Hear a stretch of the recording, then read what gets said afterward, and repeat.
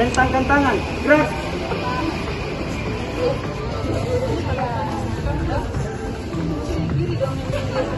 Yang rapi ya. Kalau sudah rapi baru kita mulai. Terbaik sebelum kita mulai kegiatan pembelajaran kita, Bapak minta satu orang untuk memimpin kita dalam doa.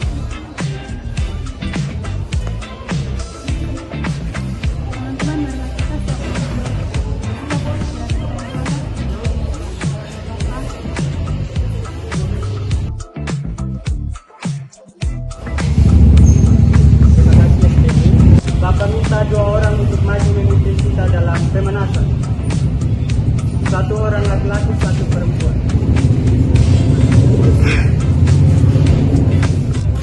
Hitungan 1 kali 8 ya.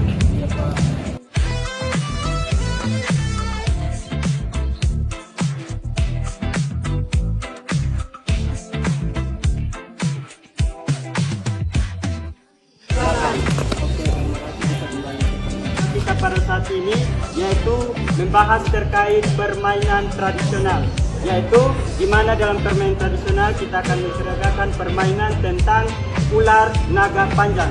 Sebelum itu, Bapak mau tanya nih, ada tidak dari anak-anak yang tahu permainan tradisional itu apa dan tujuannya apa? Tidak tahu.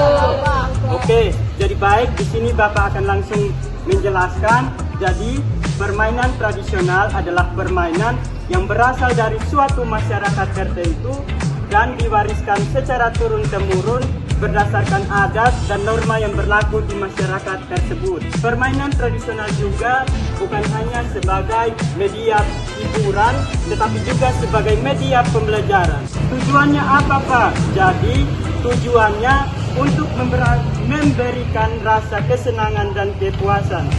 Mungkin anak-anak bisa duduk. Oke, setelah didik yang bersedia maju ke depan untuk mempraktekkan terkait permainan tradisional ular naga panjang. Yang bersedia 6 orang.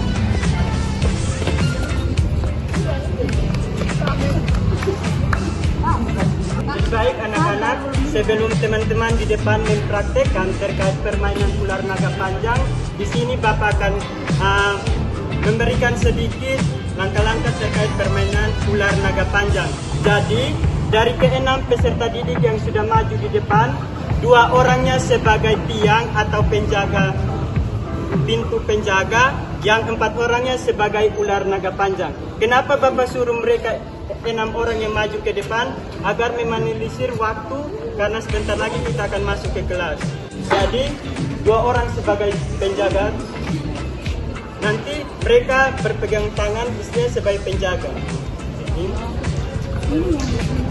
Selanjutnya, yang 4 orang ini sebagai ular panjang, di mana di depannya sebagai kepala, di belakangnya sebagai ekor. Ketika ular yang terbelakang ini sudah ditangkap, nanti dengan otomatis yang berada di dalam dia langsung memilih salah satu penjaga. Misalnya dia mau berada di penjaga yang bagian mana. Lanjut lagi.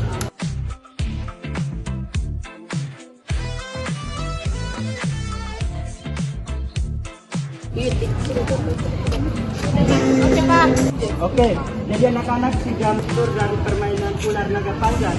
Nah, jadi anak-anak karena meminimalisir waktu, jadi permainan ular naga panjang itu seperti ini. Jadi sekarang kita akan masuk pada permainan inti, yaitu bermain yang bola balon ke belakang. Ini masih ada kaitannya dengan permainan ular naga panjang. Jadi bisa kembali. Terima kasih ya. Selanjutnya Bapak minta dari peserta didik buat 4 kelompok, di mana dalam satu kelompok terdiri dari 10 sampai 11 orang. Buat menjadi 4 kelompok, 10 sampai 11 orang pemain. Sudah? Sudah, Pak. Anak-anak bisa tenang? Bisa, Pak. Jadi 4 kelompok. Karena yang lain belum apa bisa dibagikan dalam beberapa kelompok. Masuk di kelompok yang dari keempat berpencang. Jadi, ada yang tahu tidak manfaat dari Bapak apa terkait balon ini? Jadi, permainannya anak-anak sudah membagi dalam 4 kelompok, di mana dalam setiap kelompok itu anak-anak memilih satu orang sebagai ketua atau sebagai kepala. Dia yang akan memimpin bagaimana seluk-beluknya dalam permainan itu.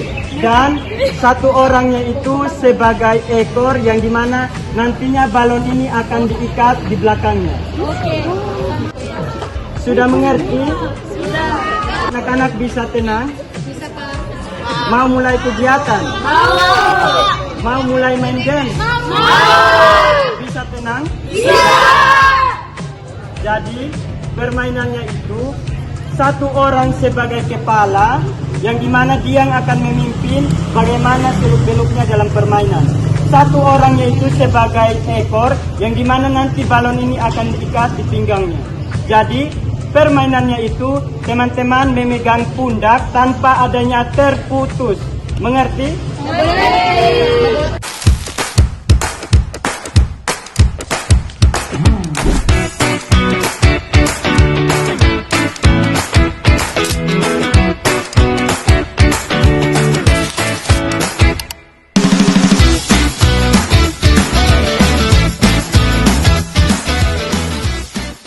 Anak-anak sudah mengerti kan terkait instruksi permainannya. Jadi, teman-teman memegang pundak teman-teman tanpa adanya terputus.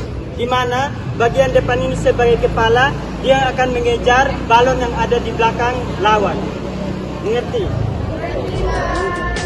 Tanpa adanya terputus.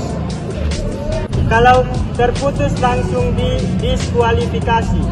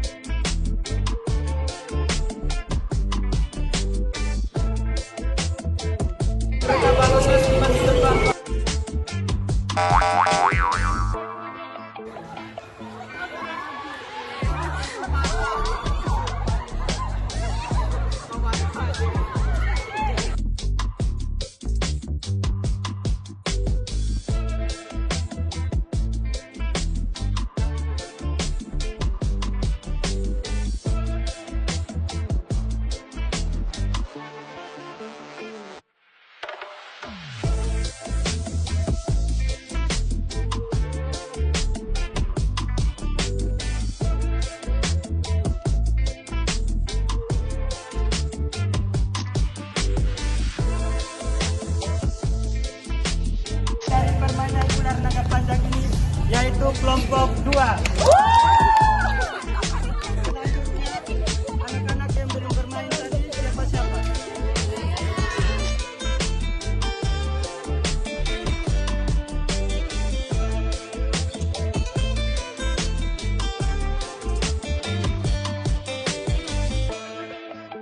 Ini seru. Oke, Bapak lihat permainan dan kekompakan dari anak-anak semua sangat luar biasa dan adanya kerjasama dan kekompakan dalam setiap tim. Tepuk tangan dulu. Jadi, anak-anak, kesimpulan dari permainan ini, permainan tradisional bukan hanya sebagai permainan, sebagai hiburan, tetapi juga sebagai pendidikan yang dimana di dalamnya adanya melatih kekompakan, kerjasama, dan kemandirian dalam kelompok tersebut. Jadi permainan kita sampai di situ saja. Bapak minta satu orang untuk Menjelaskan kalau permainan tradisional itu permainan yang berasal dari daerah tertentu. Itu daerah mana? itu dari Keraton Betang untuk permainan tradisional. Bapak minta satu orang untuk memimpin kita dalam doa. Satu orang yang bersedia. Kita bubar, mari kita satu dalam doa dan izinkan saya mimpin doa ini sesuai dengan kepercayaan saya itu Kristen Protestan. Mari kita dalam doa, kita berdoa. Sampai di sini saja. Semoga apa yang kita sudah pelajari pada hari ini boleh menjadi bekal untuk masa depan anak-anak semua. Terima kasih.